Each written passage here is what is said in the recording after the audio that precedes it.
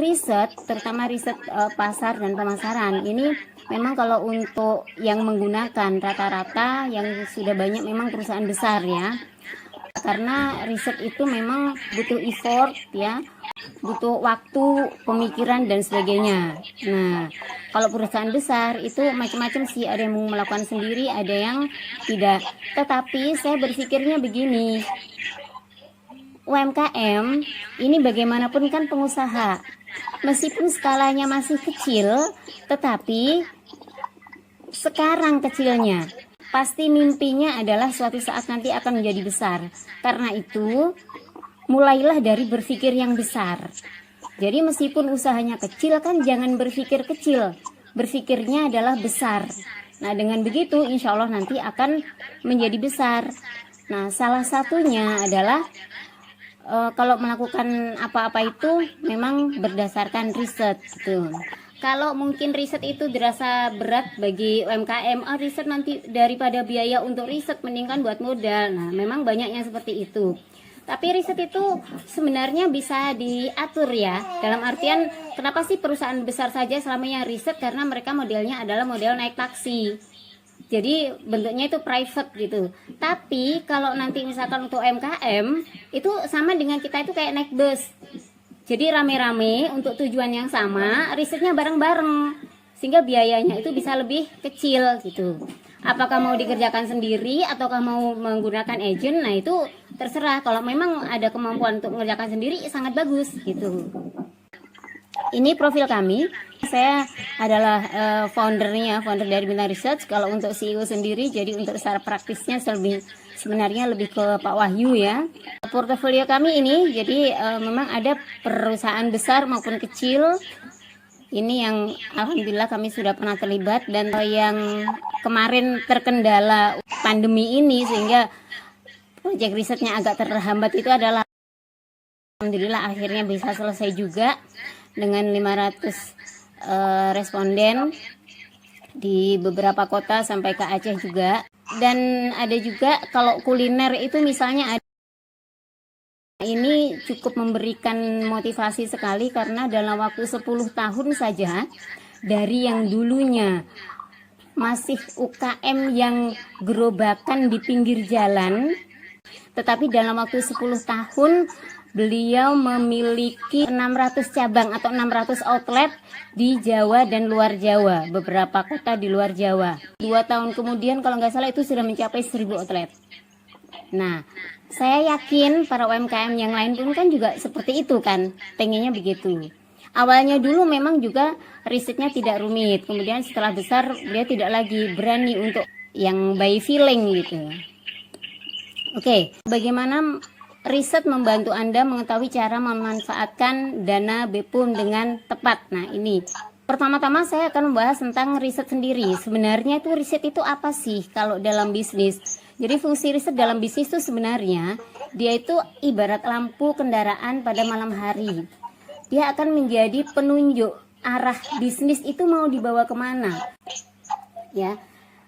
Tetapi untuk bisnis yang sudah berjalan, kemudian memiliki masalah-masalah, misalnya kenapa tiba-tiba omset turun, atau mungkin kenapa begini-begini saja, kenapa kok tidak seperti dulu. Nah, itu riset itu bisa berfungsi sebagai dokter, di mana dia akan mendiagnosa masalah-masalah yang ada sehingga nanti akan diketahui solusinya apa. Karena kalau by feeling itu gambling antara benar dan tidak, antara feelingnya itu tepat atau tidak, sehingga solusi juga belum tentu benar. Ibarat kita sakit perut saja, sakit perut bisa jadi kita ini langsung beli obat ke toko, tapi kan belum tentu itu benar gitu kan. Tapi kalau misalkan ke dokter kan dilihat dulu, oh sakitnya seperti apa, di sebelah mana, berapa lama, dan seperti apa, nanti akan didiagnosa sehingga dokter akan tahu, oh seperti ini loh, ini sakitnya ini, sehingga obatnya adalah ini. Kemudian juga manfaat riset juga untuk meminimalisir biaya-biaya yang tidak perlu dan kerugian di kemudian hari. Saya contohkan saja ini ya, ada satu kolega yang klien juga, beliau itu biasa untuk bisnis kuliner memang.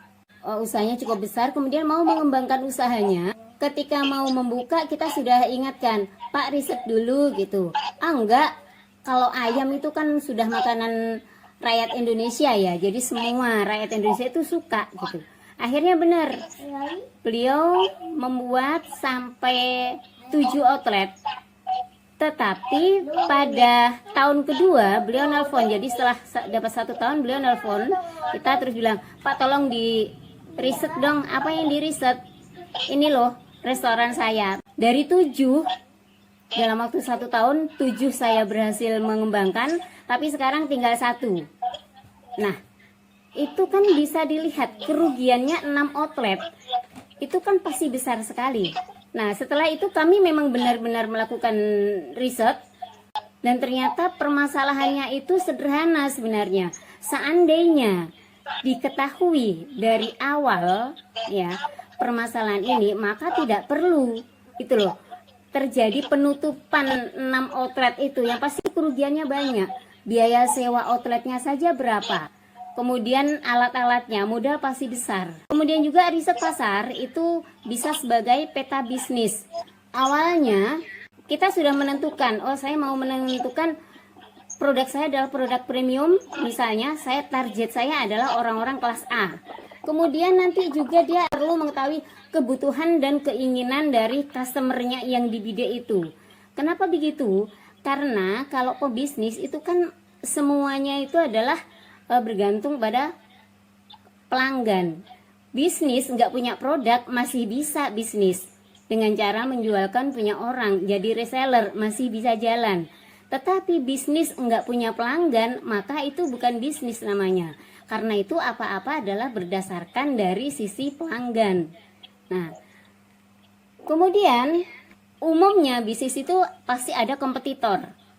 Jarang sekali bisnis yang tanpa kompetitor. Misalnya kita jadi pemula sekalipun, akhirnya nanti pun ada kompetitor, maka perlu ada analisa kompetitor. Nanti akan kita bahas lebih detail insya Allah ya. Selanjutnya nanti setelah itu masih ada berbagai langkah juga. Pada akhirnya nanti kita akan bisa menentukan produk seperti apa yang kita akan sajikan. Produknya seperti ini, kemasannya begini-begini dan seterusnya. Nah, selanjutnya macam-macam riset pasar dan pemasaran itu apa aja sih kalau dalam dunia bisnis itu? Ini baik bisnis itu skala kecil, skala menengah, besar, maupun untuk pemerintah ini pasti membutuhkan riset, dan pemerintah pasti tidak mau juga ya kalau membuat kebijakan itu tanpa riset. Saya kira begitu. Ya kan tadi Pak Dedan kan juga sudah mengatakan bahwa berdasarkan riset, nah diketahui adanya peningkatan jumlah UMKM. Nah itu kan juga dari riset, dimana riset bisa melalui riset primer atau riset sekunder. Kalau riset sekunder berarti melalui literatur, kalau riset primer berarti nanti langsung terjun ke lapangan ke responden. Nah misalnya risetnya apa saja? Ada riset produk. Kalau kita mau bikin bisnis itu kadang-kadang orang kan berpikirnya saya bisa bikin dodol, maka saya akan berbisnis dodol. Oke, boleh, nggak apa-apa, tapi harus diperhatikan juga dodol seperti apa yang diinginkan, yang disukai oleh customer.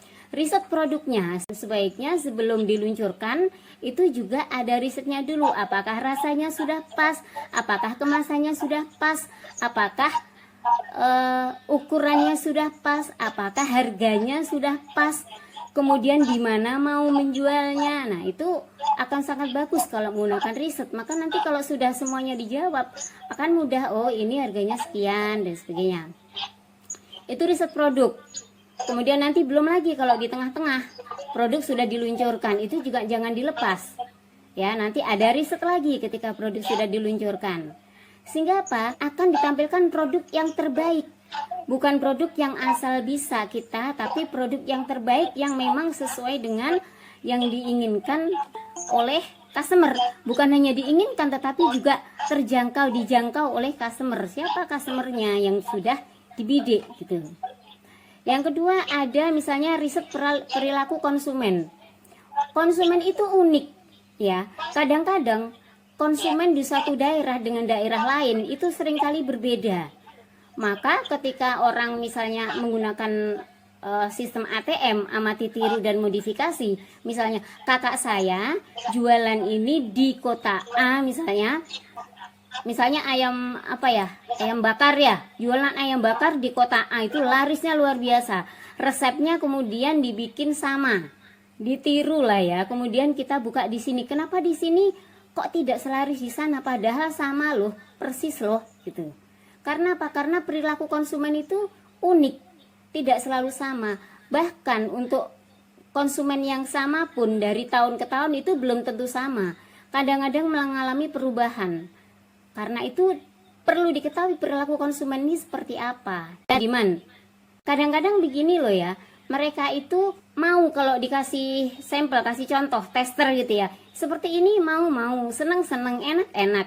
Tapi masalahnya mau beli apa enggak. Nah ini yang penting. Kadang-kadang yang terlupakan di situ, mau beli atau tidak gitu. Kemudian juga riset untuk masuk pasar baru. Riset kompetitor seperti apa pasti ada. Riset harga, feasibility study, ini mau jualannya di mana? Mau di titik A, titik B, oh di sini rame, apakah rame itu selalu nanti laku jualannya? Nah ini banyak hal yang perlu diriset. Kemudian riset promosi, bagaimana mempromosikannya secara efektif. Riset distribusi, riset brand, riset kepuasan pelanggan, dan sebagainya, masih banyak lagi. Nah, kalau nanti bisa tepat sasaran ya, si risetnya sudah didapat, kemudian produk terbaik juga sudah didapat, kemudian promosinya juga sudah diketahui, di mana jualannya sudah diketahui, gambarannya sudah jelas, maka saya yakin bantuan dari pemerintah itu nanti tidak akan sia-sia, tidak akan cuma menjadi trial saja, trial and error. Kalau bisa jangan trial and error, trialnya adalah trial and success. Jadi mencoba tapi sukses karena sebelumnya sudah ada data-data. Yang utama adalah kita adalah KYC. KYC adalah know your customer. Ya. Ketahuilah bagaimana customer Anda agar produk yang kita buat itu akan tepat sasaran, laku di pasaran dan tumbuh secara bisnis. Karena saya yakin pemerintah itu nggak mau kalau memberikan dana itu asal untuk hidup, enggak. Pasti maunya adalah supaya bisnisnya bisa tumbuh. Jadi ini sebenarnya adalah sebagai stimulus saja dana-dana yang diberikan itu. Saya yakin begitu. Betul ya Pak Deden ya? Ya. Oke, jadi supaya siapa sih yang nggak mau bisnisnya tumbuh? Itu pasti semuanya ingin bisnisnya tumbuh, tidak begitu-begitu saja. Rangka berpikirnya ya. Misalnya kita ingin menciptakan produk atau ide bisnis untuk segmen apa. Nah, itu mestinya secara praktisnya nanti seperti itu. Ini contoh simpelnya saja ya. Kemudian, problem apa selama ini? Problem pasarnya itu apa? Yang ada di pasar ada problem apa? Sebaiknya memang bisnis itu adalah menjawab problem. Misalnya, ya. Kita lihat Gojek saja, Gojek, Grab dan sebagainya. Dulu problemnya apa sih? Problem masyarakat. Kalau mau pergi, jalur-jalur kendaraan umum, angkot, itu kan hanya di jalur tertentu. Sehingga kalau dari rumah, itu kan susah. Sementara kalau mau naik ojek, itu harus ke pangkalan dulu. Akhirnya, permasalahannya kan udah kelihatan. Oh, permasalahannya adalah orang mau bepergian, kesulitan naik kendaraan umum. Akhirnya diciptakanlah semacam Gojek itu. Dan ternyata karena itu menjawab permasalahan yang ada di lapangan, maka alhamdulillah kan jadinya bukan hanya hidup tapi tumbuh gitu. Kemudahan memperolehnya seperti apa? Nah, ini kalau saya melihat produk-produk orang itu kenapa sih suka jualan di pasar? Karena pasar adalah tempatnya customer datang ke pasar.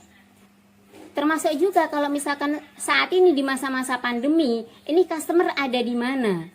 Oh, customer ternyata ada banyak di online karena mereka jarang keluar. Maka jualanlah online, digital, mainkan digital. Ini momennya kalau mau main digital. Kenapa ya? Karena di dunia digital itulah sekarang ini customer. Di mana customer ada, datangi. Nggak perlu, kalau masih kecil nggak perlu repot-repot menciptakan pasar sendiri. Kalau menciptakan pasar sendiri, saya mau bikin di RT saya ini menjadi sebuah pasar, tapi saya mulai dari kios saya sendiri dulu. Jangan, kelamaan itu nanti. Nafasnya bisa Senin Kamis gitu loh. UMKM juga mesti gitu, ngelihatnya adalah di mana customer itu ada, di mana pelanggan ada, di mana konsumen ada. Kita bisa melihat diri kita sendiri saja. Kita kalau misalkan perlu apa-apa, kita belanjanya di mana sih? Gitu. Selain di online, kalau yang di online kan jelas ya. Onlinenya juga nanti dilihat online apa ini, e-commerce apa ini, gitu kan? Apa coba? Sekarang ini banyak orang kalau jualan itu misalnya di Alfamart, Indomart itu ya. Mereka itu nggak usah dimusuhin. Itu melawan arus kalau memusuhi mereka itu. Sebaiknya apa? Kolaborasi saja dengan mereka.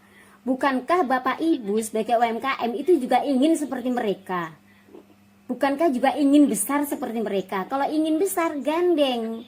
Gitu loh. Hanya saja karena mereka sudah perusahaan yang besar, mereka punya syarat-syarat khusus. Mereka nggak mau yang semua UMKM asal produknya bisa masuk, nggak mau kan? Jadi pasti ada standarnya. Nah, karena itu, karena konsumen ada di sana, mungkin Pak Rudi punya data ya dari media, karena Pak Rudi itu ada berapa sih omsetnya, itu ada berapa sih perharinya rata-rata Alfamart, Indomart itu misalnya. Ini bukan cuma Alfamart, Indomart ya pokoknya toko-toko yang besar lah gitu.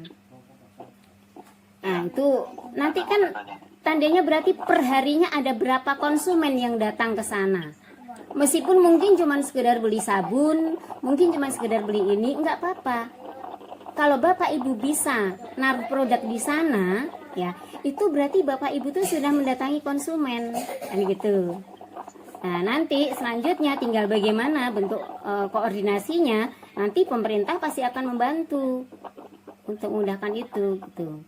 Kemudian kemasannya seperti apa? Kemasan itu penting sekali ya, karena pernah sebuah riset ya itu menyatakan bahwa kalau suatu produknya sama sebenarnya, tapi kok kurang laku ya, kemudian diganti kemasan.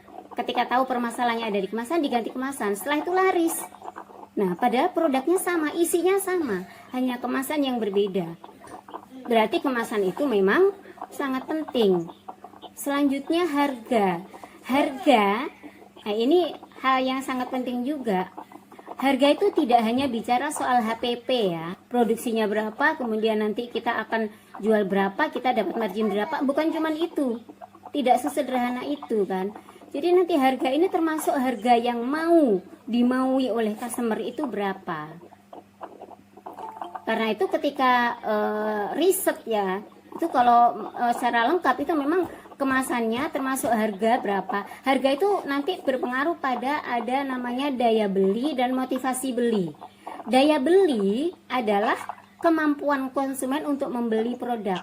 Sedangkan motivasi beli adalah kemauan untuk membeli produk itu.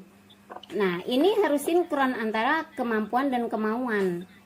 Maka mereka akan membeli. Ada kemauan tapi tidak ada kemampuan, ya nggak beli.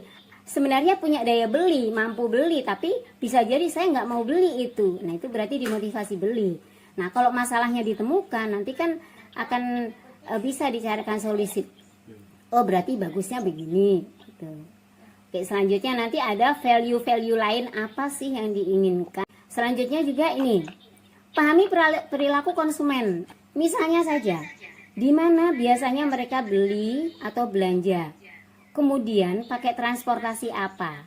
Kenapa sampai bahasnya ke transportasi? Karena ini nanti salah satunya adalah berpengaruh kepada apakah dibutuhkan ruang parkir atau tidak. Kemudian juga ini, budget belinya berapa budgetnya. Kalau misalkan untuk membeli camilan misalnya, budgetnya berapa? Kenapa sampai perlu tahu budget mereka? Karena ini nanti akan berpengaruh pada Bapak Ibu ini mengemasnya seberapa, akan memberikan harga berapa. Kemudian juga siapa yang beli dan untuk siapa. Kadang orang beli itu untuk dirinya sendiri, tapi kadang beli untuk orang lain. Kalau yang datang itu adalah para orang beli untuk orang lain, misalnya untuk Gojek, maka kita sediakan fasilitasnya adalah yang nyaman untuk orang-orang Gojek itu. Tapi kalau yang beli itu adalah untuk diri sendiri, misalnya untuk keluarga, datang bersama keluarga, misalnya restoran, maka kita harus sediakan ruang yang nyaman untuk customer asli itu gitu. Kemudian juga jarak atau jauhnya lokasi beli itu berapa jauh sih mereka mau membeli. Ini menentukan juga di mana kita mau membuka outlet, seberapa jauh mereka toleransi mereka untuk membeli, untuk mau beli. Kalau 1 kilo masih mau beli enggak gitu. Jadi apakah kita mau berjualan di dekat pemukiman atau kita cari yang di mana. Nah itu. Kemudian apa saja sih yang dibeli? Nah, apa saja itu berarti kan nanti kita menentukan pada kalau makanan tuh sama minumannya apa saja. Nah itu nanti pelengkap ya, pelengkap itu nanti yang perlu kita persiapkan. Kemudian cara bayarnya apa? Menggunakan apa cara bayarnya? Cash atau suka yang pakai kartu kredit atau apa? Nah ini berpengaruh pada alat yang kita akan siapkan gitu. Kalau mereka sukanya cash ya sudah, kita nggak usah repot-repot ya kan. Tapi kalau saya itu jarang loh bawa uang cash gitu, karena kami sendiri tuh pernah yang mencetak buku hasil riset klien ya. Waktu itu kalau nggak salah 1.200.000 biayanya, tapi nggak bawa cash yang cukup, bawa cash cuma sekitar 300. Biasa bisa, ternyata nggak ada alatnya, nggak ada Bu, nggak bisa Pak gitu. Ya udah kalau gitu saya kasih DP aja 300.000, saya bawa 300.000. Katanya nggak bisa, harus cash semuanya hari ini gitu. Nah saya nggak bawa ini, di sini ATM-nya juga jauh. Akhirnya ya sudah, karena kesulitan untuk masalah pembayaran, akhirnya kita pindah ke tempat lain yang meskipun lebih mahal tapi pembayarannya lebih mudah. Kemudian juga promo yang disukai itu apa? Misalnya promo buy one get one free, atau promo cashback, atau promo apa. Nah itu kita ketahui supaya kita juga bisa menentukan. Ini saya kasih contoh saja, sebuah supermarket bahan bangunan ya waktu itu. Mereka itu biasa promonya itu di koran yang 1 halaman penuh gitu untuk promonya, yang itu kan pasti mahal sekali. Ini Pak Rudi ini pasti tahu di media ya harganya berapa untuk itu. Nah jadi memang kan promonya itu melalui radio iya, koran iya, melalui banyak sekali. Tapi ternyata setelah di riset itu di berbagai kota itu beda-beda. Kalau di Palembang itu memang untuk radio banyak yang masih dengerin gitu. Tapi kalau untuk di Jakarta misalnya, ternyata koran yang harganya mahal itu ternyata tidak efektif. Akhirnya diketahui, loh berarti selama ini cuma buang-buang uang untuk promo. Yang efektif ternyata justru itu yang di toko ya, yang di toko. Jadi ada selebaran tuh yang halo-halo itu, halo-halo di toko. Kemudian ada diskon-diskon, itu ternyata efektif di situ. Akhirnya ya sudah, biaya lebih baik untuk meng-hire orang yang untuk waro-waro di toko saja gitu. Itu misalnya untuk perilaku konsumen. Selanjutnya ini, kenali kompetitor kita. Kompetitor itu apa saja sih mereka? Kompetitor itu kan berarti kan pesaing ya.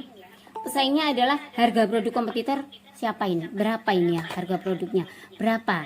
Kemudian produk kompetitor itu apa saja? Lalu kelebihan kelemahan dari produk kompetitor itu apa saja? Kemudian kompetitor langsung dan tak langsung berapa? Berapa jumlah kompetitornya? Nah ini perlu diketahui juga. Kelebihan kekurangan dari kompetitor itu perlu diketahui. Untuk apa? Untuk kita nanti menyiapkan. Berarti kalau kelebihannya kita bisa tiru, untuk kekurangannya kita nggak usah tiru kan gitu. Karena bisnis itu kan pasti ada kompetitor. Pasti kalau awalnya nggak kompetitor, kita pemula, nah nanti akan ketika kita berhasil pasti akan datang kompetitor gitu. Dimana kompetitor tuh ada yang kompetitor langsung dan tak langsung. Kompetitor langsung tuh ya misalkan kalau orang jualan nasi uduk, kompetitor langsungnya ya penjual nasi uduk. Tapi kompetitor tidak langsungnya gimana? Kompetitor hakikatnya adalah orang yang berpotensi untuk mengalihkan omset kita gitu. Jadi misalnya orang mestinya beli ke kita ternyata beli ke tempat lain, itu adalah kompetitor. Jadi kalau misalkan kita jualan nasi uduk, di tempat lain ada jualan mie ayam. Nah nasi uduk dan mie ayam kan sama-sama makanan berat, bisa mengenyangkan. Berarti itu adalah kompetitor yang tidak langsung. Memang bukan nasi uduk, tapi kan dia juga bisa beli. Kalau orang awalnya pengen beli nasi uduk, akhirnya enggak jadi mie ayam aja. Nah gitu. Itu misalnya. Itu adalah untuk studi kompetitor dan seterusnya. Kalau sudah diketahui semua, tentukan target pasar yang akan kita sasar, lalu ciptakan produk yang sesuai dengan kebutuhan pasar. Selanjutnya let's go, silahkan go untuk jalankan bisnisnya. Lalu lakukan terus, tapi ya jangan lupa untuk melakukan evaluasi dan inovasi. Lalu amati perubahan perilaku, seperti itu. Nah, prinsipnya nih, bersahabatlah dengan data dan ramalah terhadap perubahan. Kalau memang kondisi berubah, termasuk karena pandemi ini, seorang pebisnis itu kalau ngelihat pandemi nggak selalu mengeluh. Aduh, pandemi gini-gini, ya memang semuanya kalau ngeluh mah satu dunia juga ngeluh. Tapi kan masalahnya so what gitu loh. Kalau sudah begini terus bagaimana adaptasinya? Nah, itu kan tantangan kita kan begitu. Selanjutnya ini, pahami kekuatan diri.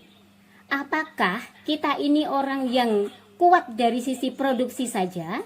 Apakah kita kuat di marketing saja? Karena dua-duanya bisnis ini. Apakah kita dua-duanya ini produksi dan marketing ini sama-sama kuatnya? Kalau memang sama-sama kuatnya, maka kita bisa jalankan semua. Tapi kalau kita ini memang sebenarnya kuat di bisnis sedangkan marketingnya itu lemah, maka sebaiknya ya sudah fokus saja kepada produksi. Marketing biar dipikir yang lain. Itu nanti toh kalau kita sudah misalkan besar, kita bisa bikin divisi marketing yang handal gitu. Dalam artian ya pasti kalau orang memproduksi pasti butuh marketing, cuman kan nggak harus yang sampai ke pelosok-pelosok sampai kemana, nggak.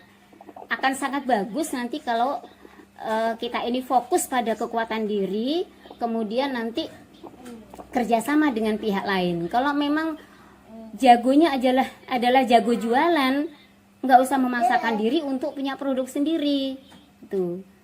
Atau nanti jatuhnya adalah kolaborasi. Begitu kurang lebih. Sekian dan terima kasih. Mohon maaf.